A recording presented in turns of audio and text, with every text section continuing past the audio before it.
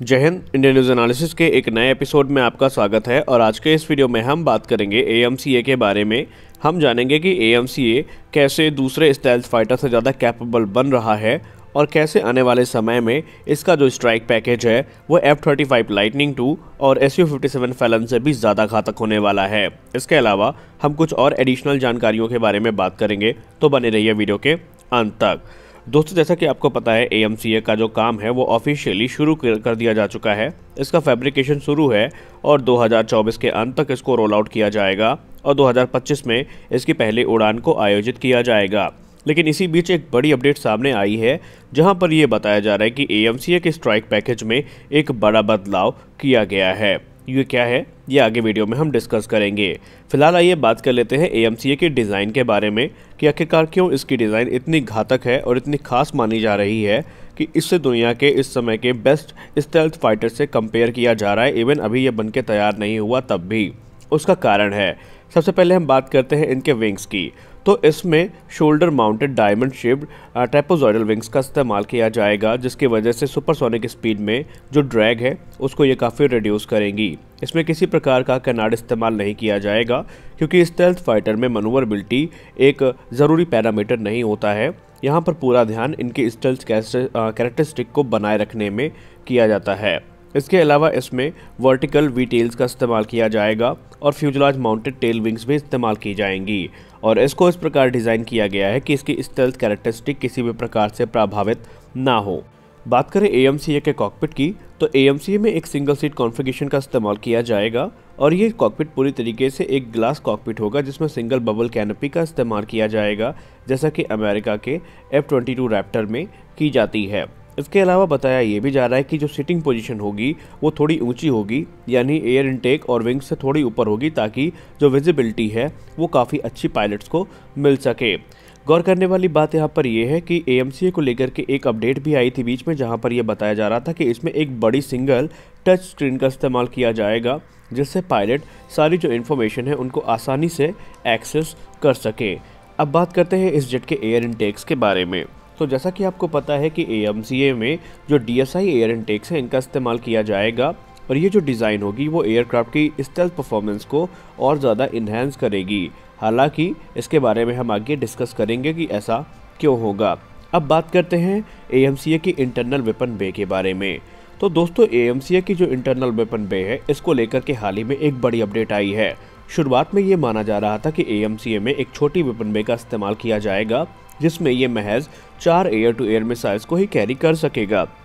लेकिन हाल ही में aeronautical development agency की तरफ से एक अपडेट आई थी जहां पर यह बताया गया था कि AMCA की वेपन बे इतनी बड़ी है कि ये तकरीबन 4 रुद्रम मिसाइल को अपने साथ लेकर उड़ सकता है।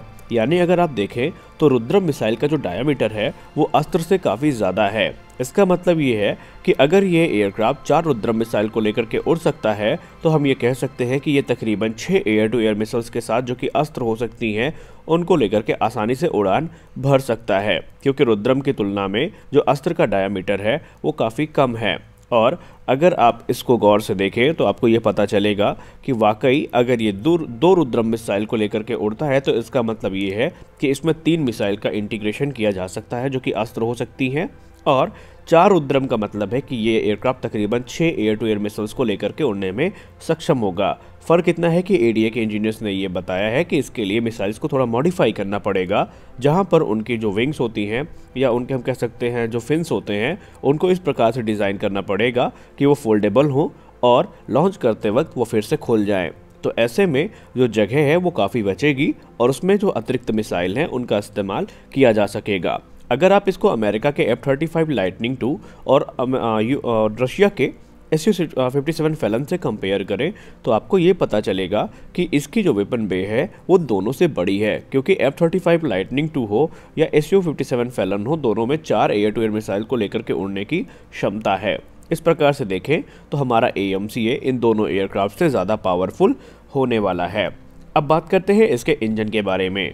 तो इनिशियली आपको पता ही है कि ये जो एयरक्राफ्ट है वो जनरल इलेक्ट्रिक के F414 इंजन्स के साथ में आएगा, लेकिन अभी हालिया जो अपडेट सामने आई हैं उससे हमको ये पता चला है कि 2023 से जो भारत का इंडिजिनस इंजन है उसका निर्माण शुरू कर दिया जाएगा, जिसका मतलब ये है कि 2030 तक वो इंजन बनके तैयार हो जाएगा टेस्टिंग के लिए और तकरीबन 2031 या 32 से उनका जो इंटीग्रेशन है वो हमारे एडवांस फाइटर जेट्स में किया जाना शुरू हो जाएगा। शुरुआत में ये माना जा रहा था कि भारत ये इंजन रोल्स रॉयस के साथ मिलकर के बनाएगा, लेकिन अब लगभग ये तय हो चुका है कि ये जो 125 किलोन्यूटन का इंजन है ये भारत सैफ्रॉन के साथ मिलकर के बनाएगा, जो कि एक फ्रांस की संस्था है। और गौर करने वाली बात यहाँ पर यह भी है कि भारत इसमें फुल ट्रांसफर ऑफ टेक्नोलॉजी और इंटेलेक्चुअल प्रॉपर्टी का मालिक होगा। भारत के पास ये सारे राइट्स होंगे, जिनका मतलब ये है कि अगर भारत आने वाले निकट भविष्य में इन एयरक्राफ्ट को एक्सपोर्ट भी करना चाहे तो भारत को किसी और देश की अतिरिक्त परमिशन की ज़रूरत नहीं पड़ने वाली है। अब आइए बात कर लेते हैं AMCA की स्पेसिफिकेशंस के बारे में। तो जहां तक अभी ADA और हिंदुस्तान एरोनॉटिक्स लिमिटेड ने जो डेटा प्रदान किया है उस हिसाब से ये एयरक्राफ्ट की जो क्रू कैपेसिटी है वो एक पायलट की होगी। वहीं इसकी लेंथ जो अनुमानित है वो 18 मीटर्स की है। इसकी हाइट तकरीबन 8.4 मीटर्स की है। वहीं इसका जो विंग एरिया है वो 39.9 स्क्वायर मीटर्स का है। इसका मैक्सिमम टेक ऑफ वेट तकरीबन 25,000 किलोग्राम का होगा। वहीं इसकी फ्यूल कैपेसिटी 6,500 किलोग्राम की है। मैक्सिमम स्पीड की बात करें तो ये भारत का शायद सबसे तेज़ स्वदेशी सुपरसोनिक फाइटर होगा, जिसकी रफ्तार माक 2.15 के आसपास आंकी गई है। वहीं इसके सुपर क्रूज़ की बात करें तो ये एयरक्राफ्ट माक 1.8 की रफ्तार से सुपर क्रूज़ करने में सक्षम होगा। सुपर क्रूज़ एक ऐसी कैपेबिलिटी है जिसमें एयरक्राफ्ट बिना आफ्टर बर्नर का इस्तेमाल किए सुपरसोनिक फ्लाइट को अटेन कर सकते हैं। कॉम्बैट रेंज की बात करें तो इसकी जो कॉम्बैट रेंज है वो तकरीबन 1620 किलोमीटर की है। वहीं इसकी जो ओवरऑल रेंज है वो 3240 किलोमीटर्स की है। वहीं फेरी रेंज की बात करें तो इस एयरक्राफ्ट की जो फेरी रेंज है वो 5324 किलोमीटर आंकी गई है। वहीं इसकी जो सर्विस सीलिंग है वो 20,000 मीटर्स की बताई जाती है। अब आइए बात कर लेते हैं इस एयरक्राफ्ट की एवियोनिक्स के बारे में, खासकर इसमें रेडार और सेंसर जो इस्तेमाल किए जाएंगे उनके बारे में। बात अगर हम रेडार की करें तो AMCA का जो इनिशियल वेरिएंट होगा वो उत्तम एसा रेडार के एडवांस वेरिएंट से इक्विप होकर के आएगा, जो कि काफ़ी बड़े और पावरफुल है। यानी कि इनमें ज़्यादा TR मॉड्यूल्स का इस्तेमाल किया जाएगा और एक पावरफुल इंजन होने के कारण ये सारे TR मॉड्यूल्स पूरी तरीके से फंक्शन करेंगे, जिसका मतलब ये है कि इनकी रेंज और एफिशिएंसी काफ़ी ज़्यादा बढ़ेगी। और ये जो रेडार होंगे बेसिकली ये गैलियम नाइट्राइड सेमीकंडक्टर मॉड्यूल्स की सहायता से बनाए जाएंगे। और आपको पता ही है कि DRDO इस समय क्वांटम रेडार टेक्नोलॉजी पर काम कर रही है, जिसका मतलब ये है कि हो सकता है, हालांकि पॉसिबिलिटी कम है, लेकिन हो सकता है ये जो रेडार्स हैं इनका इस्तेमाल AMCA में किया भी जाए। वहीं इसमें और भी कई टेक्नोलॉजी ऐसी है जिनके बारे में ADA और DRDO ने ज़्यादा नहीं बताया है, लेकिन माना जा रहा है कि इनका रेडार सिस्टम पूरी तरीके से SU-57 फैलन और F-35 से पूरी तरीके से एडवांस होगा। सेंसर्स की बात करें तो ये एयरक्राफ्ट काफ़ी ज़्यादा बड़े सेंसर्स के साथ इक्विप होकर के आएगा, जैसे AMCA में advance missile approach warning system, जिसको हम NAWS के नाम से जानते हैं, उसका इस्तेमाल किया जाएगा। और इसमें और भी कई एक्टिव और पैसिव सेंसर्स का इस्तेमाल किया जाएगा, जैसे इंफ्रारेड और अल्ट्रावायलेट सेंसर्स का इस्तेमाल किया जाएगा।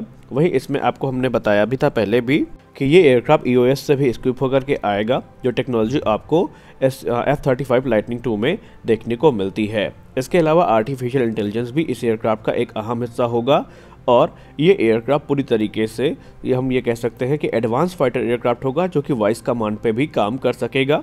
इसमें ऑटोमेटेड टेक ऑफ और लैंडिंग का फीचर भी दिया जाएगा।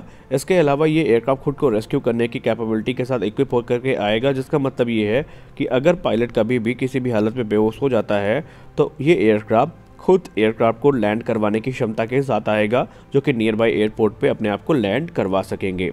अब बात करते हैं इस एयरक्राफ्ट के स्ट्राइक पैकेज की। तो स्ट्राइक पैकेज के बारे में हमने आपको जैसा बताया कि इसकी इंटरनल वेपन बे में 6 air to air missiles carry की जा सकेंगी, जो कि अस्त्र मार्क 1 होंगी। इसके अलावा अगर इसको नॉन स्टेल्थ मोड में इस्तेमाल करना है तो इसमें 14 हार्ड पॉइंट्स होंगे, जिसमें ये अलग अलग हथियारों को कैरी कर सकेगा। अगर एयर टू एयर मिसाइल की बात करें तो इसमें अस्त्र मार्क 1, मार्क 2 और मार्क 3 को इंटीग्रेट किया जाएगा। उसके अलावा बताया ये भी जा रहा है कि ये एयरक्राफ्ट MBDA की मीटियोर और मीका के साथ भी इक्विप होकर के आएगा। और बात चली अमेरिका से, अगर सब कुछ सही रहा तो आने वाले निकट भविष्य में इसमें अमेरिका की सबसे घातक कही जाने वाली M120 एब्रम्स का भी इस्तेमाल किया जाएगा। हालांकि अभी हम इसकी पुष्टि नहीं कर सकते क्योंकि ये मीडिया अपडेट्स हैं और ये गलत भी हो सकती है। एयर टू ग्राउंड मोड की बात करें तो AMCA का इस्तेमाल बहुत कम एयर टू ग्राउंड मोड में ही किया जाएगा, लेकिन फिर भी ये एयरक्राफ्ट अपने साथ ब्रह्मोस की नेक्स्ट जनरेशन मिसाइल और भी कई एंटी टैंक मिसाइल हैं जिनको लेकर के उड़ सकेगी। और बताया ये भी जा रहा है कि हो सकता है इसमें जो हमारे शॉर्ट वेपन हैं उनका इस्तेमाल भी किया जाए, लेकिन रिपोर्ट्स ये कहती हैं कि इस एयरक्राफ्ट का इस्तेमाल बहुत कम एयर टू ग्राउंड मोड में किया जाएगा। बॉम्ब्स की बात करें तो बॉम्ब्स में ये JDAM और जो दूसरे लेज़र गाइडेड बॉम्ब्स हैं उनको लेकर के उड़ने में सक्षम होगा। उसके अलावा ये एयरक्राफ्ट डायरेक्टेड एनर्जी वेपन, जिसको हम लेज़र वेपन्स कहते हैं, उनसे भी इक्विप होकर के आएगा, जिससे कि इनकी स्ट्राइक कैपेबिलिटी और ज़्यादा बढ़ जाएगी। तो फिलहाल के वीडियो में बस इतना ही, मिलते हैं अपने अगले वीडियो में, तब तक के लिए जय हिंद।